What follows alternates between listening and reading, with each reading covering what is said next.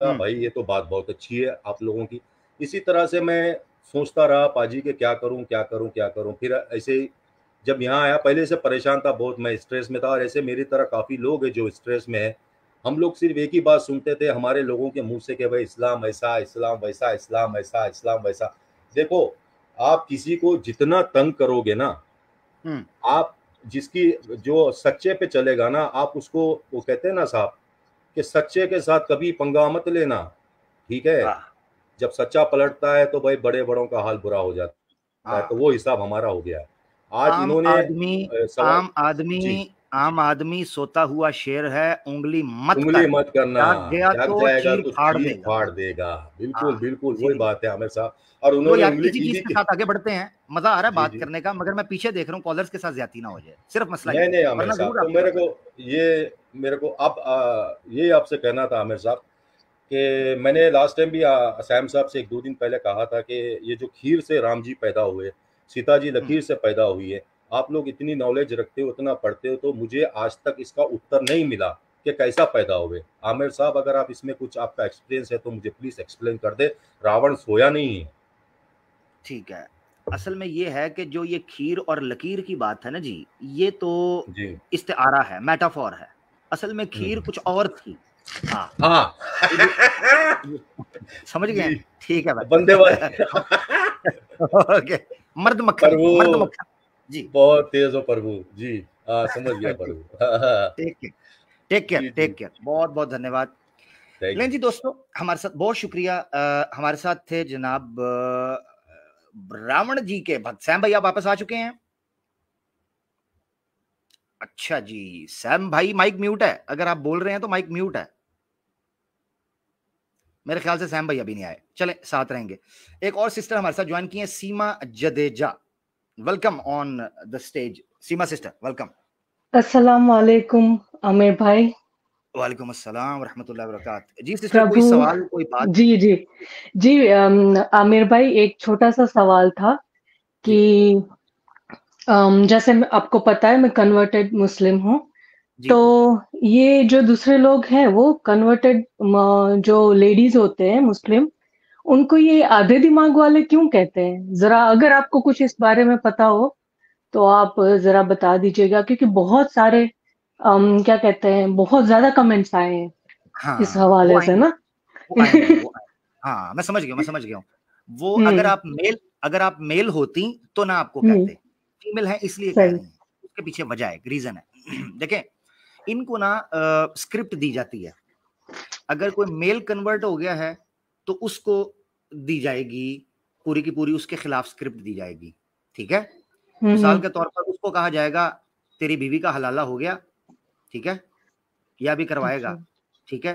तेरी बेटी बेटी जो है वो एक खामंद के साथ होगी, या उसके यानी वो चौथी बीवी होगी, या दो बीवियां होंगी, इस तरह की स्क्रिप्ट देते हैं। अगर कोई हम्म। लड़की होगी ना तो उसके लिए स्क्रिप्ट और होती है, इसलिए वो इतराज करते हैं। इनमें से किसी से भी, ये जो कमेंट कर रहे होते हैं आपकी वीडियो हम्म। के नीचे, और मैं जिनको नहीं पता उनको बताता चलूं कि सिस्टर अलीना के चैनल के ऊपर इनकी रिवर्स स्टोरी बहुत जबरदस्त पड़ी है, मैंने सुनी थी, माशाल्लाह बड़ी जबरदस्त इनकी स्टोरी थी। अल्लाह इनको जज़ाए खैर दे, इस्तकामत दे के उन्होंने इस्लाम कबूल किया। तो इनकी सिस्टर सीमा की स्टोरी जरूर सुनिएगा। बहुत टफ लाइफ इन्होंने देखी, और कैसे ये चेंज हुई, उसमें किन किन लोगों का रोल था, वो स्टोरी सुनने से ताल्लुक रखती है। खैर भला, coming back to the question, वो ये है कि आपको कमेंट्स में ये कहेंगे ये आप तो आधी अकल वाली हो, आपको तो बात भी नहीं करनी चाहिए, ऐसी बात करती हैं। हम्म। एक हदीस या कुरान की एक आयत भी नहीं जो आधी कहती हो। Point number 1। हम्म। ये जितने कहते हैं ना, आपने उनको कहना हदीस दो जिसमें ये लिखा हो कि मैं आधी अकल हूं। हम्म। एक भी नहीं, ना कुरान ना हदीस, आधी अकल कहीं भी नहीं है। वर्ड क्या हम्म। है वहां? नक्स है, नक्स। इसको मैंने एक्सप्लेन किया था, नक्स, नून काफ अस्वाद। नक्स का मतलब क्या होता है? नक्स का मतलब होता है किसी चीज को मिस करना या कोई चीज रह जाना, उसको कहते हैं नक्स। अब मैं इसको बहुत ज्यादा घुमाना नहीं चाहूंगा, स्ट्रेट फॉरवर्ड रखूंगा। स्ट्रेट फॉरवर्ड सुन लें। हम्म। एक वीडियो मेरे चैनल पर आवाज़े हक ऑफिशियल पर पड़ी है, माय बॉयफ्रेंड वाज अ मुस्लिम, ठीक है। ये वीडियो हम्म। पड़ी है। एक हिंदू लड़की आई थी जो कि एथियस्ट हो गई थी, उसका बॉयफ्रेंड था मुसलमान। उससे शादी करना चाहती थी, तो उसने कहा कि पहले इस्लाम कबूल करो तो मैं शादी करूंगा, तुम हिंदू हो, मैं नहीं कर सकता। उसकी स्टोरी है। उसमें मैंने बीबीसी का 2004 या 6 का एक आर्टिकल पेश किया था, फरवरी का। यूके के अंदर एक स्टडी की गई थी जिसमें हजारों यूथ के, लड़कियां भी थी और लड़के, आईक्यू टेस्ट हुआ था, और उनका जो रिजल्ट निकला था वो ये निकला था कि फीमेल्स का IQ compare to male less आया है। मेल स्टूडेंट्स के आईक्यू जो टेस्ट आया, ये सर्वेज होते हैं वहां पर आईक्यू के। सिमिलरली औरत के हवाले से ये बात आपको ध्यान रखनी चाहिए, जो हदीस में आया वो ये आया है कि फैसला करने में, चूंकि औरत बहुत ज्यादा इमोशनल होती है, ट्रैप हो सकती है इमोशनली, मूड स्विंग्स होते हैं, ठीक है, चीजों की रियलिटी से उस तरीके से वाकिफ नहीं होती जिस तरह मेल होता है। उसकी वजह यह है कि मेल का एक्सपोजर, या मेल दुनिया में जिस तरीके से एक्सपोज होता है, फीमेल वैसे नहीं होती। ये ऑब्वियस सी बात है, चाहे वेस्टर्न लेडी ही क्यों ना हो, फीमेल क्यों ना हो, हमने उनको भी धोखा खाते और चूना लगवाते देखा हुआ है। तो ये याद रखना चाहिए कि फीमेल की साइकोलॉजी या उसकी जो फिजियोलॉजी है वो ये चीज डिमांड करती है कि वो मेल से फिजिकली, साइकोलॉजिकली कम मानी जाती है। इवन वेस्ट के अंदर जब सर्वेस किए गए, कम मानी जाती है, आधी नहीं, कम, ठीक है। अब हम सामने प्रैक्टिकली रख लेते हैं, अगर किसी को लगता है कि नहीं जी औरत मर्द से हर तरह बराबर है, तो मेल और फीमेल्स के मैच करवा देते हैं, ओलंपिक्स के अंदर भी और वर्ल्ड कप्स के अंदर भी। अच्छा, रिसेंटली अमेरिका के अंदर एक ट्रांस था जिसने क्लेम किया कि मेरा जेंडर जो है वो फीमेल है, जबकि वो मेल था, और हकीकत यह है कि उसने अभी ऑपरेट भी नहीं करवाया हुआ था कि वो जो मेल जेंटाइल है उसको चेंज करवाकर वो फीमेल, प्रॉपर फीमेल की कैटेगरी में आता। उनके बकौल ही मैं कह रहा हूं, वेस्ट के बकौल। वो जब चेंज रूम के अंदर जाता है तो लड़कियों ने छोड़ डाल दिया, उन्होंने कहा हम तो इसके सामने कपड़े नहीं उतारेंगी, ठीक है, नंबर 1। और नंबर 2, उन्होंने ये कहा, और अपने फेस को हाइड किया उस डॉक्यूमेंट्री के अंदर, उन्होंने कहा कि ये हमसे चैंपियनशिप के अंदर भी जीत जाता है, जब से ये आया है तो जो फीमेल एक्सपर्ट थी स्विमिंग की वो हारती जा रही है, कॉन्टिन्यूसली हार रही है। क्यों? क्योंकि वो मेल है, ओरिजिनली तो मेल है। अब मकसद, ये सारी बात रखने का मकसद ये है कि मेल पब्लिक डीलिंग के अंदर, डिसीजन मेकिंग के अंदर, स्टांस टेकिंग के अंदर और चीजों को टैकल करने के अंदर फीमेल से ज्यादा स्ट्रांग पाया गया है। ये कुदरती बात है, और मैंने उस वीडियो के अंदर आर्टिकल भी शेयर किया है बीबीसी का, ठीक है, ये चीजें समझनी चाहिए। उसके बाद आप देखें, एक औरत के लिए ये बात समझना मुश्किल नहीं है, सवाए जिद के और ब्रेन वॉशिंग के और इस्लामोफोबिया के कोई चीज नहीं है। वो पता क्या करता है, मैं आपको बताता हूं। इंसान जब जिद्दी हो जाता है ना, वो हकीकत को मानने से इनकार कर देता है, जबकि उसके इनकार से हकीकत बदलती नहीं है। मिसाल के तौर पर, मर्द कई चीजों में औरत से पीछे है, यह हकीकत है। मतलब मिसाल के तौर पर, औरत जिस तरीके से बच्चों की परवरिश करती है, मर्द उसके पास भी नहीं पहुंच सकता। औरत जितनी पेन बेयर करती है डिलीवरी के दौरान, जितने मूड्स वो टैकल कर रही होती है, इमोशनल्स को जिस तरह वो टैकल करती है, उस तरह मेल नहीं कर सकता। जितने स्ट्रॉन्ग कॉम्प्रोमाइजेस जिंदगी के अंदर स्ट्रगल वो औरत करती है, वो मेल नहीं कर सकता। ये उसके बेनिफिट्स हैं या उसके स्ट्रॉन्ग पॉइंट्स हैं, उसकी पावर्स हैं, ये मेल की नहीं है। तो इन चीजों के बैलेंस के साथ जो है वो सोसाइटी रन होनी चाहिए थी। इन्होंने औरत को औरत की कैटेगरी से निकालकर मेल की कैटेगरी में रखा, और जब औरत मेल की कैटेगरी में रखने के बाद मार खा चुकी तो फिर रोना डाल दिया, फेमिनिज्म फेमिनिज्म, मर्द ने हमारे साथ ज्यादती कर दी। तो मर्द की लाइन में आई क्यों? औरत की लाइन में रहती तो हमारे साथ नहीं ज्यादती होती। ये है सारा मसला। तो बहुत शुक्रिया आदि इनको कहिएगा कि आप आदि अकल वाली की मुझे रेफरेंस दे दीजिएगा, वहां नक्स है। नक्स से मुराद होता है कि बहुत सी चीजों में औरत जो है वो डिसीजन मेकिंग के अंदर मिस कर जाती है, जो कि प्रैक्टिकली हमने होते हुए देखा हुआ है, ठीक है ना। जिस तरह मर्द को, मैं आपको बताता हूं, ये जुमला जो है कि कामयाब मर्द के पीछे औरत का हाथ होता है, 100% ठीक है, क्योंकि मर्द कभी भी दुनिया के साथ लड़ ही नहीं सकता जब तक वो उसको घर से सुकून ना हो। वो एक कंप्लीट मैन बनता ही नहीं है, याद रखा आपने, एक मेल बनता ही नहीं है, औरत का उसमें हाथ है। इसी तरीके से औरत क्वीन बन ही नहीं सकती, सोसाइटी के अंदर एक बेहतरीन प्रोडक्ट को लॉन्च ही नहीं कर सकती एज अ मेल और फीमेल, जब तक औरत के सर के ऊपर, उसकी पुष्ट पनाई के ऊपर एक मर्द का साथ ना हो। इसमें बुराई क्या है, मुझे समझ नहीं आती। तो वो बस ईगो है ना उन लोगों की। सॉरी, जी जी, बोले। मैं कह रही हूँ कि बस इन लोगों की ईगो है ना, उनको आधा नॉलेज है शायद, या पता नहीं है, और या तो इनको बहुत ही बड़े पैमाने में ब्रेन वॉश किया जा रहा है, या एड्स और सोशल मीडिया, आई थिंक ये वजह है, इस वजह से शायद वो एक्सेप्ट नहीं कर पा रहे हैं। हाँ, और दूसरी चीज मैं सीमा से आपको एक और चीज ऐड कर देता हूँ, ये याद रखें कि नेक्स्ट, चूंकि मुझे अब सुन रहे हैं लोग, तो हो सकता है अब आपको कमेंट और तरीके से आए, तो वो मैं बता देता हूँ। अब वो एक आयत आएगी जिसमें आदि गवाही का जिक्र मिलेगा, ठीक है, आदि गवाही, यानी दलील क्या है, यानी कंटेंट क्या है, आदि गवाही का, उसको उठा के क्या करेंगे, आदि अकल। अच्छा, अब इनको मैं एक एग्जांपल से समझाता हूं। साफ तौर पर फिक़ा के अंदर दलाइल मौजूद हैं कि वो मसले जिनमें औरत की एक्सपर्टीज हैं, मिसाल के तौर पर फैमिली, प्रेगनेंसी, मेंसेस के इश्यूज हैं, मूड स्विंग्स के इश्यूज हैं, औरतों के मसाइल हैं, वहां पर औरत की गवाही ही मानी जाएगी, मर्द की गवाही मानी नहीं जाएगी। तो वहां तो मर्द तो आधी अकल से भी नीचे गया अगर उससे उठाते हैं तो। समझ आया मेरा पॉइंट? यानी इस्लाम ने यह कहा है कि गवाही उसकी होगी जो अहल होगा। अहल होने से मुराद यह है कि जो चीजों को अंडरस्टैंड करता हो। औरत के जो इश्यूज हैं वो औरत से बेहतर अंडरस्टैंड ही कोई नहीं कर सकती, वहां मेरी गवाही नहीं चलेगी, चाहे मैं कितना ही स्ट्रांग और समझदार मर्द क्यों ना हो, मेरी गवाही चलेगी नहीं। ठीक है ना? तो इसका मतलब है कि गवाही से इशू नहीं। अब अगला पॉइंट समझ लें, कुरान में जिस जगह पर औरत की आधी गवाही का कहा गया है उसका कॉन्टेक्स्ट है, वो पता है क्या कॉन्टेक्स्ट है?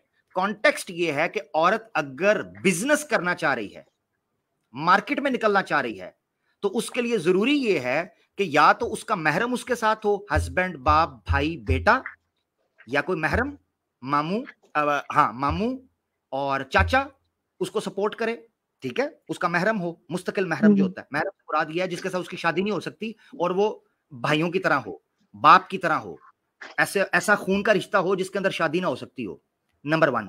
दूसरी चीज ये वहां बयान की गई है कि अगर कोई मेल ना हो तो दूसरी औरत उसको सपोर्ट के लिए आए। अब इसकी मैं मिसाल समझाता हूं। वेस्ट के अंदर पर्सनल सेक्रेटरी कितना बड़ी उसकी जो है वो जॉब्स और वैकेंसीज आती हैं, मेल्स की आती हैं, मेल्स की। वो कहते हैं हमसे हमारी फाइल्स मैनेज नहीं हो रही, हमें पर्सनल सेक्रेटरी चाहिए। कुछ लोगों को तो वैसे चस्का होता है पीए रखने का, ठीक है, मगर ये एक बड़ी वैकेंसी है वेस्ट के अंदर। इसका मतलब यह है कि मेल को भी जरूरत होती है बिजनेस करते हुए कि उसकी एक पर्सनल सेक्रेटरी हो जो उसकी फाइल्स ठीक करे, तो औरत को तो बिल औला होगी। इस्लाम ये कहता है बस। वहां पर साफ लिखा हुआ है उस गवाही के अंदर, कुरान की उस आयत में, कि अल्लाह ने कहा कि ताकि अगर एक औरत भूल जाए तो दूसरी उसको याद करवा दे। ये स्ट्रॉन्ग पॉइंट था यहां बयान करने के लिए कि औरत चूंकि बिजनेस एक्सपोजर नहीं होता, पब्लिक डीलिंग नहीं होती, मार्केट के अंदर उस तरीके से वो घूमी फिरी नहीं होती, बंदों के साथ उस तरीके से वो खुल के वो निगोशिएशंस नहीं कर सकती, बार्गेन नहीं कर सकती, हिचकिचा जाती है, उसको ट्रैप करना आसान होता है, उसको चूना लगाना आसान होता है। ऐसी सूरत में अगर दूसरी औरत होगी वो उसको याद करवा सकती है, अच्छा मशवरा दे सकती है, पॉइंट नंबर 1। और अगर कोई महरम साथ होगा तो वो उसको बचा सकेगा, बेटा ये बंदा तुम्हारे साथ धोखा कर रहा है, मैं इससे बात करता हूं, मैं इसको डील करता हूं। इस्लाम हर तरह से औरत को सिक्योर करता था। इन्होंने कहा ना ना ना ना ना, अगर ये औरत को सिक्योर कर दिया तो औरत को कमोडिटी कैसे बनाएंगे, औरत को प्रोडक्ट कैसे बनाएंगे, औरत को मार्केटिंग टूल कैसे बनाएंगे, औरत की आधी नंगी पिक्चर्स बड़े बड़े बैनर पर लगाकर उसके नाम पे पैसे कैसे कमाएंगे, और हाफ वेज उसको दे देंगे, मर्द पैसा कमाएगा। ये है वो सारा सिनेरियो जो मैंने आपके सामने रखा है। इस्लाम ने जहां कहा कि अकल में नुक्स है, वहां ये चीज थी कि वो डिसीजन सेंस या स्टांस लेना या फैमिली को चलाना, उस हवाले से क्या है। नंबर 2, उस चीज के अंदर जो गवाही की आदि की बात की है वो क्या चीज है। अब ये सारी चीजें मैंने रख दी हैं। इसमें एक आयत बहुत ज्यादा पेश की जाती है, वो है अर्रिजालु कव्वामूना अलन निसा। मर्द जो है वो औरतों पर कव्वाम होता है। कव्वाम काम से निकला है, कामा यकूमू से। कव्वाम मुबालगे का सीगा है, ठीक है, यानी एडजेक्टिव है, सुपर एडजेक्टिव की डिग्री है, ये सुपरलेटिव एडजेक्टिव की डिग्री। क्या मतलब है इससे कि मर्द जो होता है वो औरत की पुष्ट पनाही करता है। कव्वाम कहते हैं ऐसी चीज को जो चीजें सुतून को, आसान लफ्जों में बताने लगा हूं, स्कंब कहते हैं जिसे संस्कृत के अंदर स्कंब। स्कंब का मतलब होता है किसी चीज की सपोर्ट, जैसे छत को खड़ा करने के लिए खंबा लगाते हैं, पिलर लगाते हैं, तो उसको कहते हैं कव्वाम। अब इसकी मिसाल क्या है, कुरान में अल्लाह ताला ने दीन इस्लाम के बारे में कहा है अद्दीनुल क़य्यिम। दीनुल क़य्यिम ये उसी काम से निकला है जिससे कव्वाम निकला है। तो दीन इस्लाम का एक सिफाती नाम है दीनुल क़य्यिम। क्या मतलब है इसका कि ऐसा दीन है जो सोसाइटी को सपोर्ट करता है, उसके लिए पिलर का काम करता है, कि अगर इस्लाम दीन को सोसाइटी में इंप्लीमेंट कर दिया जाए ये दीन क़य्यम की शक्ल इख्तियार कर जाएगा कि पूरी सोसाइटी अपनी असल शक्ल में और खूबसूरती के साथ फ्लो के अंदर आ जाएगी। इसी तरीके से अगर मर्द को फैमिली सिस्टम के अंदर कव्वाम मान लिया जाए, आपका सिस्टम ऐसे चलना शुरू हो जाएगा, आपको पता चलेगा कि रिस्पॉन्सिबिलिटी क्या है। और फिर मर्द अगर गलती करेगा तो उसकी पकड़ दुनिया में भी होगी और आखिरत में भी होगी, क्योंकि हर मर्द अपनी फैमिली के लिए मसऊल ठहराया जाएगा। मैंने इस पर आवाज़ हक ऑफिशियल पर एक क्लिप है, feminism is a threat to women, feminism is a threat to women. उस क्लिप को अगर आप देखेंगे तो उसके आखिरी पार्ट के अंदर मैंने एक्सप्लेन किया है कि जो मर्द इस्लाम के नाम के ऊपर औरतों के साथ ज्यादती कर रहे हैं, उनको ये डरना चाहिए कि अल्लाह की जात आपके दिलों के हाल को जानता है। अगर तुम इस्लाम का गलत इस्तेमाल करके औरतों पर ज्यादती करोगे, वो तो इस्लाम से दूर जाएंगी, तुम्हें उनका जुर्म अलहदा मिलेगा और तुम्हें अपनी सजा भी मिलेगी जो अल्लाह के सामने पेश किए जाओगे। इसलिए इस चीज को बैलेंस कायम करना चाहिए। ठीक है सिस्टर, और को बात कर लें। ठीक है आमिर भाई, बहुत शुक्रिया।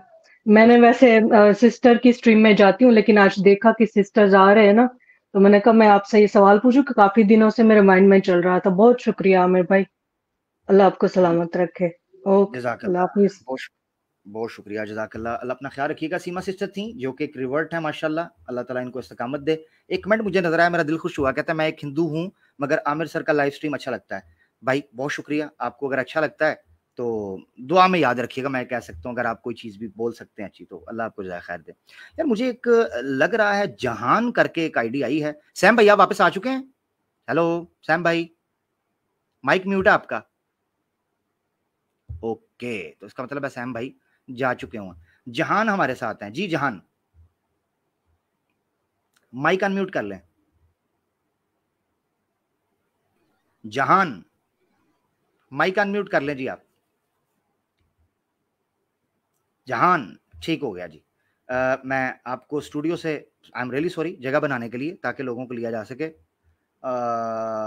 हमारे साथ एक आईडी है, मुझे लग रहा है रिवर्टेड टू इस्लाम। अच्छा, ये को भाई हैं, इनको देखते हैं जी। अस्सलाम वालेकुम। Reverted to Islam. अस्सलाम वालेकुम आमिर भाई। वालेकुम सलाम। आप एक्स मुस्लिम में मुसलमान हैं? नहीं, मैं था एक्स मुस्लिम, शादाब भाई की स्ट्रीम पे मैंने कबूल किया था इस्लाम। अच्छा अच्छा, माशाल्लाह माशाल्लाह, ठीक हो गया, वेरी गुड। थोड़ी आपसे बातचीत करना था मेरे को। अच्छा, कोई सवाल वगैरह तो रख लें भाई। नहीं आमिर भाई, सवाल नहीं है, सिर्फ थोड़ा सा मैं आपको एक बात बोलना चाहता हूँ बस, और कुछ नहीं। जी कि भाई। मैं थोड़ा सा एक शॉर्ट सा किस्सा सुना सकता हूँ आपको मेरी लाइफ मैं का। आपसे एक सवाल पहले पूछना चाहता हूँ, फिर आप सुनाइएगा। आपने इस्लाम कैसे छोड़ा और इस्लाम की तरफ वापस कैसे आए, ये अगर बता दें तो मेरा इंटरेस्ट इसमें डेवलप हो जाएगा। आमिर भाई, मैं क्या ही बताऊँ आपको, इतनी पेनफुल स्टोरी है मेरी कि मतलब लिटरल मैं 3 महीने तक वो जो मेरा पेनफुल जो मोमेंट रहा है वो किसी का नहीं रहा। मैंने ना रोज़े रखे, रमज़ान का टाइम था शायद से, तो उस टाइम लिटरल में मेरे को गूज़बम्स आ रहे हैं अभी कि मतलब उस टाइम को याद करके मेरे को बहुत रोना आता है लिटरल में, कि ना मैंने नमाज़ पढ़ी, ना रोज़ा रखा, ना ही कुछ किया मैंने। तो लिटरल में बहुत पेनफुल मोमेंट था वो मेरे लिए। और फिर मेरे को, मैं आपको सही बताऊँ तो एक्स मुस्लिम समीर के चैनल पे जाके मैं क्या करता था कि एक्स मुस्लिम समीर पे मैं विज़िट करता था। तो पहले तो ज़फ़र हेरेटिक को मैंने देखना स्टार्ट किया, उसके बाद फिर एक्स मुस्लिम समीर का मालूम पड़ा। फिर एक्स मुस्लिम समीर का जब मैं हर एक वीडियो देखता था तो वो वीडियोज़ के अंदर से मैं चीज़ों को निकालता था कि सेक्स स्लेवरी है इस्लाम में, ये सब है, लौंडियाबाजी है। तो बहुत सारी चीज़ें हैं जो कि मेरे को ऐसी लगी कि नहीं भाई, ये रिलीजन में अभी मैं और नहीं रह सकता। ये बहुत ही ऐसा रिलीजन है, अस्तगफिरुल्लाह, मतलब दिमाग में कुछ भी बातें आने लगे थे। उसके बाद सडनली 3 महीने के बाद आपका एक एक्स मुस्लिम समीर के साथ ही आपका डिबेट हुआ था। तो वो डिबेट में मैंने आपकी आवाज़ सुन के ही मैं आपका फ़ैन हो गया। मैं बोला यार ये बंदा कौन है, और ऐसा भी यूट्यूब पे चल रहा है, ऐसा भी कोई है लिटरल में। तो फिर मेरे को पूरा ईमान यूनियन की टीम के बारे में पूरा मेरे को मालूम पड़ा, और लिटरल में वो मेरा एक लाइफ चेंजिंग मोमेंट था कि मैं क्या ही बताऊं आमिर भाई। लिटरल में आप बहुत बड़ा एक इम्पैक्ट और रोल प्ले किए मेरे लाइफ में। Thank you so much Aamir भाई, सही में मैं आपका शुक्रिया कैसे अदा करूं, मैं समझा नहीं सकता आपको। और आमिर भाई मैं आपको एक सही बात बोलूं, मैं पहले मैं एक्स मुस्लिम समीर के चैनल पे जाके मैं वीडियोस देख के उसमें से पॉइंट्स को नोट डाउन करता था कि इस्लाम में ये है। अब मैं उसका उल्टा काम करने लगा हूँ। अब मैं जैद भाई की स्ट्रीम पे जाता हूँ, अब मैं सारी डिबेट की एनालिसिस करता हूँ। अब जैसे कि सेक्स स्लेवरी हुआ तो पूरी उसकी मैंने डिबेट की पूरी एनालिसिस की है। मोहम्मद सल्लल्लाहु अलैहि वसल्लम की शादी कम उम्र में आयशा रजी अल्लाह ताला अन्हा से क्यों हुई थी, उसकी भी पूरी डिबेट की एनालिसिस की है। मतलब जैसे कि कोई भी अगर सवाल उठाता है ताकि मैं उसको सवाल देने में कोई भी मतलब जवाब मैं उसको दे सकूं, और अल्हम्दुलिल्लाह मैं दे देता हूँ जवाब। ऐसा हो रहा है आजकल। मतलब लिटरल मैं एनालाइज कर रहा हूँ, सब चीजें एनालिस कर रहा हूँ मैं। डिबेट में सब चीजों को मैं पॉइंट आउट कर रहा हूँ, अभी उल्टा कर रहा हूँ। पूरी IRPC टीम और पूरी ईमान यूनियन की टीम, पूरी सारी चीजों को मैं देख रहा हूँ, समझ रहा हूँ अच्छे तरीके से। मतलब एक लाइफ चेंजिंग मोमेंट हो गया मेरे भाई मेरा, कसम से। ये तो यार बड़ी और खुशखबरी की इंशाल्लाह बात है अल्हम्दुलिल्लाह के आपने सुना, हम जरिया बन गए। मुझे लगता है कि अगर मैं किसी एक बंदे के, मैं तो ये सोचता था कि अगर किसी एक बंदे के लिए भी मैं जरिया बन जाऊंगा मेरी तो आखिरत संवर जाएगी। और अल्हम्दुलिल्लाह मैं तो बड़ा अपने आप को बड़ा खुश फील कर रहा हूँ अल्हम्दुलिल्लाह। बस अल्लाह ताला रियाकारी से और अल्लाह ताला तकब्बुर से बचाए, और अल्लाह ताला हमारे ये टूटे फूटे जो अमाल हैं जिनका शायद हमें कभी इल्म भी ना हो, अल्लाह ताला उसको अपनी बारगाह में कबूल कर ले। ये तो बड़ी जबरदस्त बात आपने मुझे बताई है। अब आपको चीज बताने लगे थे वो बता दीजिए जरूर। वही मैं चीज बता रहा था आमिर भाई कि मतलब जैसे कि मैं एनालाइज करता हूँ हर एक डिबेट को, हर एक जितनी भी डिबेट्स होती है उसको मैं एनालाइज करता हूँ अच्छे तरीके से, समझता हूँ उसको और पूरी तरीके से नोट डाउन करता हूँ जो जो इम्पोर्टेंट चीजें रहती है। जैसे कि सेक्स स्लेवरी के ऊपर कैसर अहमद रजा का जो हुआ है वो पूरा, मतलब मेरी पढ़ाई भी रहती है तो वो पढ़ाई की वजह से पर्टिकुलरली मैं 2 घंटा देता हूँ दिन का पूरी एनालाइज करने में और पूरे अच्छे तरीके से समझने के लिए। तो मतलब अल्हम्दुलिल्लाह उससे दीन का मेरा बहुत ये हुआ है। और मेरा सबसे बड़ा इम्पैक्ट और रोल प्ले किए हैं मेरी लाइफ में वो है डॉक्टर इसरार अहमद। सबसे best, one of the best Islamic scholar I have ever seen in my life. कसम से उन्होंने तो इतना मेरे लाइफ में बहुत बड़ा इम्पैक्ट रोल प्ले किए। बहुत सारे इस्लामिक स्कॉलर, और सैम भाई के बारे में क्या ही बोल सकते हैं, टुन्नियों के बड़े राजा है वो तो। बहुत ही अच्छे लगते हैं उनके तो वीडियो मेरे को बहुत अच्छे लगते हैं। माशाल्लाह जबरदस्त हो गया। हमजा भाई मैं कहूँगा आपको, ठीक है, आप हमजा भाई हैं और रिवर्टी टू इस्लाम है माशाल्लाह, ये बड़ी खुशी की बात है। तो अल्लाह ताला आपको जाए खैर दे, और बस ये है कि इस सफर को जारी रखिएगा, ये मेरी रिक्वेस्ट है। जरूर इमाम, जरूर जारी रखें, ठीक है। ठीक है, इजाजत लें फिर आपसे, आगे बढ़ना चाहते हैं, ठीक है। अपना बहुत ख्याल रखिएगा। हमजा भाई हमारे साथ है दोस्तों, अपनी स्टोरी उन्होंने शेयर की। आज बड़ी मदे मदे की स्टोरीज हमें सुनने को मिल रही हैं अल्हम्दुलिल्लाह, अल्लाह ताला इनको जज़ाए खैर दे। हमारे साथ अच्छा जी इत्तेहाद भाई भी मौजूद रहेंगे। अहलन व सहलन इत्तेहाद भाई, कैसे हैं, खैरियत से हैं? ठीक है जी हेलो। हाँ जी मेरे 2 जगह पे स्ट्राइक पड़ गया तो वहाँ पे मैं स्ट्रीम शेयर नहीं कर पाया, लेकिन मेरे एक नई आईडी बना दी मैंने रासलीला वाले बाबा, तो उससे मैं शेयर कर दिया ट्विटर पर। ठीक है, ठीक हो गया। और यूट्यूब पर भी जी साथ रहिएगा। आपसे तसल्ली से बात करेंगे, आप तो घर के बंदे हैं, आपसे तसल्ली से करेंगे। अच्छा, नितेश भाई हमारे साथ हैं जी, बड़े दिनों बाद। नितेश भाई कैसे हैं आमिर भाई? मैं बिल्कुल ठीक हूँ नितेश भाई। अब तो आपका गिला दूर हो चुका हुआ है ना? हाँ बिल्कुल बिल्कुल। सैम भाई कैसे हैं आप? सुन रहे हैं कि नहीं सुन रहे हैं? नहीं सुन रहे हैं तो सैम भाई, हाँ, उनकी काफी माइक भी म्यूट है और काफी देर से नहीं बोल रहा है वो। काफी देर से वो अवे हैं, अल्लाह उनको जज़ाए खैर दे कि उन्होंने ये टाइम दिया। इंशाल्लाह आ जाएंगे, थोड़ा सा अवे होंगे। नितेश भाई आप कैसे हैं, खैरियत से हैं? कोई सवाल? मैं बढ़िया, बहुत बढ़िया जी। क्या कहते हैं, मैं सवाल करूं या फिर इस टॉपिक पे कुछ बात करना है? नहीं, आप कुछ पूछना? टॉपिक ओपन है, आप ही सवाल करेंगे। आपके दिल में कोई सवाल है तो आप कर लीजिए, बिल्कुल ओपन क्वेश्चन। एक बहन आई हुई थी, वो उनका सवाल ये था कि इनको अक्सर लोग कहते हैं कि आधा दिमाग। आपने उनको क्लियर किया, ठीक है। उसी से रिलेटेड एक सवाल मेरा ये था कि एक हदीस में मैंने पढ़ा था कि जितने भी फीमेल्स हैं, स्पेशली जो मुस्लिम हैं, वो एक दिन का भी सफर किसी महरम के बिना नहीं कर सकती हैं। तो मेरा सवाल यहाँ ये है कि आज के समय में मतलब ये कितना मतलब लॉजिकल है, क्योंकि आज के समय में अगर हम नॉन मुस्लिम्स की बात करें, वो तो करते हैं, और बहुत ऐसा सेगमेंट है जैसे जॉब हो गया या फिर बहुत ऐसा काम है जो अकेले करना मतलब लोगों को पड़ता है, खास करके फीमेल्स को। तो ये कहाँ तक सही है और या इसको आप लोग कैसे लेते हैं? ठीक है, म्यूट कीजिएगा क्योंकि आपके पीछे से हाँ बिल्कुल। हाँ थैंक यू नितेश भाई। अच्छा, इसमें उलमा की 2 राय हैं, मैं दोनों रख देता हूं, फिर आप जो मुझे समझ आई है वो मैं रख दूंगा। एक राय ये है उलमा की कि महरम को सफर में रखने की जरूरत जो थी अगर वो जरूरत साकित हो जाती है तो औरत ऐसा नहीं है कि अकेली सफर नहीं कर सकती। इसमें वो दलील बयान करते हैं कि अल्लाह के रसूल की एक पेश गोई है कि अल्लाह के रसूल ने फरमाया कि कुर्बे क़यामत में एक ऐसा वक्त आएगा कि इतना अमन हो जाएगा, इतना अमन हो जाएगा कि एक औरत जेवर से लदी भी होगी, वो अपनी सवारी पर बैठेगी और अकेले सफर करेगी और उसको खुदा के अलावा किसी का खौफ नहीं होगा। इससे वो लोग इस्तदलाल करते हैं कि एक टाइम में अगर ये शर्त साकित हो जाए, यानी ये कंडीशन गिर जाए कि औरत को मिसाल के तौर पर कोई मर्द छेड़े या उसके साथ कोई रेप कर दे या उसकी चोरी हो जाए या उसका कोई मर्डर कर दे, ऐसी चीजें अगर किसी जगह पर खत्म कर दी जाएं और सेफेस्ट जगह में वो पहुंच जाए, तो ऐसी सूरत में औरत जो है वो अकेले सफर कर सकती है, ये वो कहते हैं। उसमें भी वो ये चीज ऐड करते हैं कि बशर्ते ये कि बड़ा इंपॉर्टेंट काम हो, इसके साथ वो ये कहते हैं। ऑब्वियसली किसी ने ब्रेड अर्न करना है, किसी ने कोई फाइनेंशियली कोई वीक है और उसकी वाइफ जॉब कर रही है या कोई बेटी जॉब कर रही है या माँ जॉब कर रही है, तो ये मामला उनकी दलील ये है।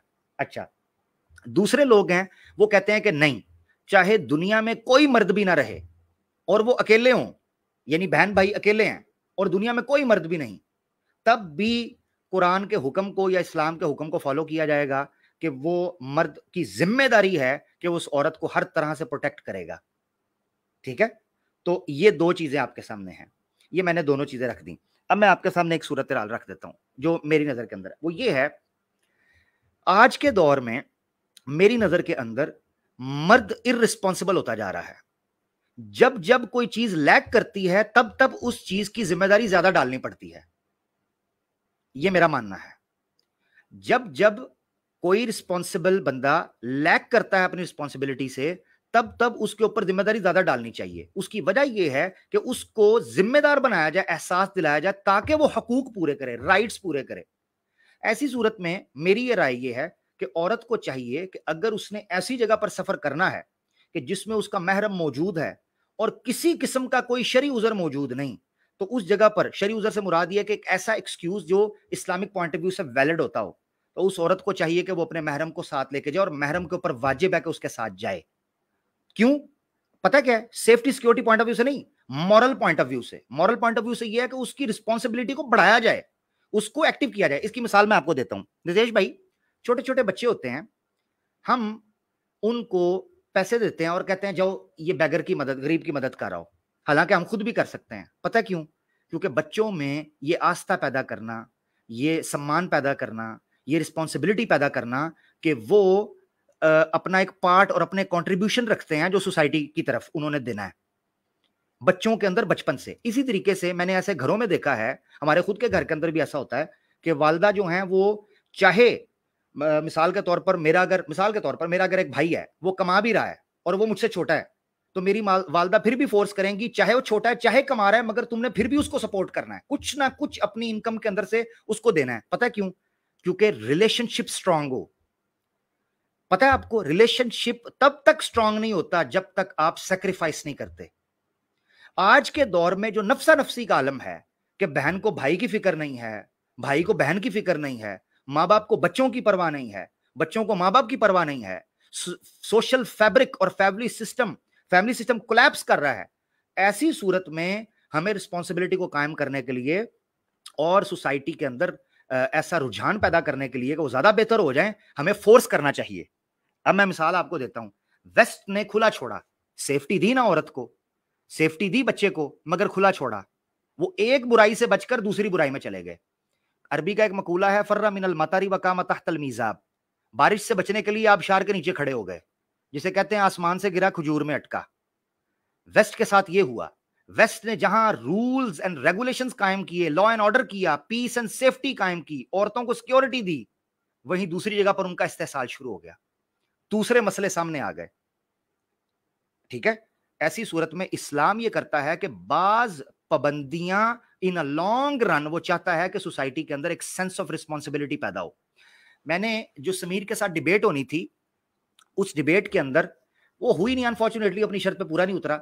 मैंने इस सेंस ऑफ रिस्पॉन्सिबिलिटी, एक बहुत इंपॉर्टेंट पॉइंट था उस डिबेट के अंदर।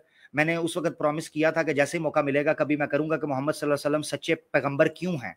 उसमें एक बड़ा स्ट्रॉन्ग पॉइंट है जिसको कभी मौका मिला मैं डिटेल में बयान करूंगा, जो सिर्फ इस्लाम देता है आपको, या वो धर्म भी देते हैं कि जो सत्य के ऊपर खड़े हैं। वो पता क्या है? Sense of responsibility. आप कोई काम इसलिए नहीं करते कि आपको उसके पैसे मिलेंगे, आप कोई काम इसलिए करते हो कि आपको वो काम करना है।